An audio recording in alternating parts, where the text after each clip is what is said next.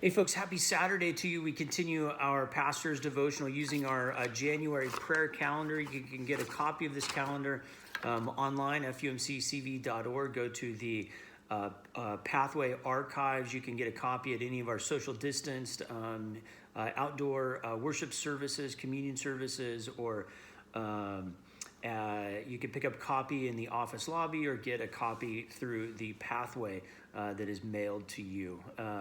And we're we're nearing the end of January, which means the February prayer calendar will be coming out in all of those same ways. So we invite you to keep your eye on the mail that'll come out probably at the end of next week, about a week from now. So today we're in 2 Timothy. The last couple days we've been in Colossians. So if you just go like 4 or 5 pages farther in your New Testament, you'll find the first letter to Timothy and the second letter to Timothy.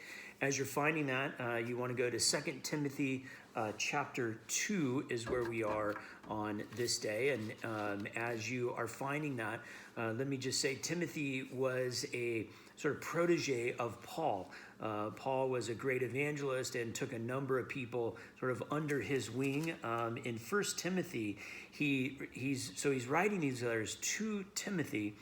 And in 1 Timothy, verse 1, chapter 2, he says, "To Timothy, my loyal child in the faith." That's the way that Paul addresses Timothy. So Paul goes to these churches. He starts these churches in different communities. He's there for maybe, 6 months, a year, 2 years, gets the church up and running.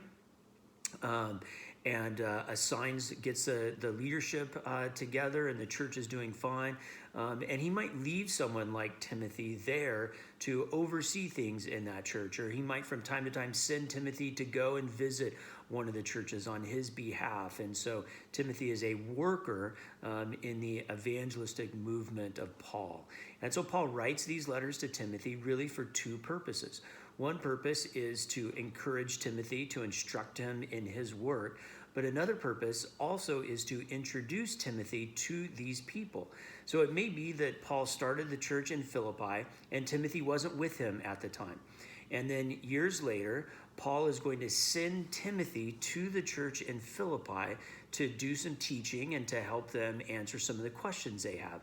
And so Timothy takes these letters that Paul has written to him as sort of a letter of reference. So when Timothy shows up in Philippi in the church, Timothy can say, look, these are the letters that Paul wrote to me. You can see that I am a protege of Paul. Of course, there was no LinkedIn in those days, no Googling to find out who the traveling evangelist was. And there were quite a few traveling evangelists, and they didn't always agree with one another about some of the specifics of Christianity. Remember, at this time, Christianity is it's like this river that's hit the end, and now it's spreading out into the ocean, and there's all kinds of different directions that it's going. Some people are arguing, different things, and sometimes contrary to one another, because there hasn't been a formalization of Christian belief like we have today. And so you had to, if you were sending someone to teach on your behalf, you had to send a letter with them so that the people knew that this was coming from the right source.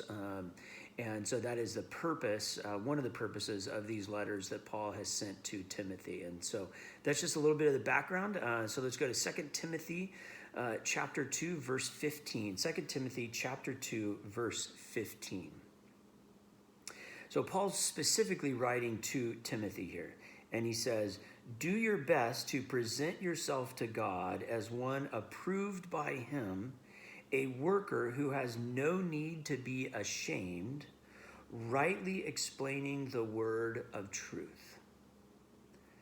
Avoid profane chatter, for it will lead people into more and more impiety." And then the devotional asks us to move to verse 19. "But God's firm foundation stands, bearing this inscription: The Lord knows who are his. And let everyone who calls on the name of the Lord turn away from wickedness." Now let's talk about this in the form that Paul, perhaps the original intent of the letter was. And then let's talk about this in terms of an intent that it might have for us as God continues to speak to us through the biblical text today. In that day, as I said, there's many different teachers. And one of the things that's happening in that day throughout Christianity is some are beginning to question the resurrection of Christ. Right? I've said many times, they believe that Jesus was going to come back like next Wednesday, and he doesn't come back, and not the next week, and not the next week, and now it's months, and now it's years. And so some people are beginning to question the veracity of the life, death, and resurrection of Christ. And Paul is encouraging, that's why Paul says to avoid profane chatter. So profane chatter that Paul is referring to are those who are profaning the life, death, and resurrection of Christ, questioning the resurrection. And so Paul says, do not engage in that. Don't even engage in the conversation, because it just leads to more people living lives of impiety, which essentially is falling away from Christ. So don't engage that conversation. Go with boldness, knowing who you are, talking about the resurrection of Christ. And if you speak of these things, the proof will be that you're standing on God's firm foundation, and everyone will know who you are. And so, Timothy, it's not so much that you have to prove who you are. Talk about the right things and the truth, and that will be the proof. So that's what Paul was saying to Timothy. What might this be saying to us as we are still in this first month of the new year and thinking about who we will be this year? Will we do our best to present ourselves to God? Will we be workers who are not ashamed of the gospel in any way? Will we rightly explain the word of truth? Will we avoid profane chatter, whatever that might be in our day and time? Will we avoid conversation that leads to people falling away?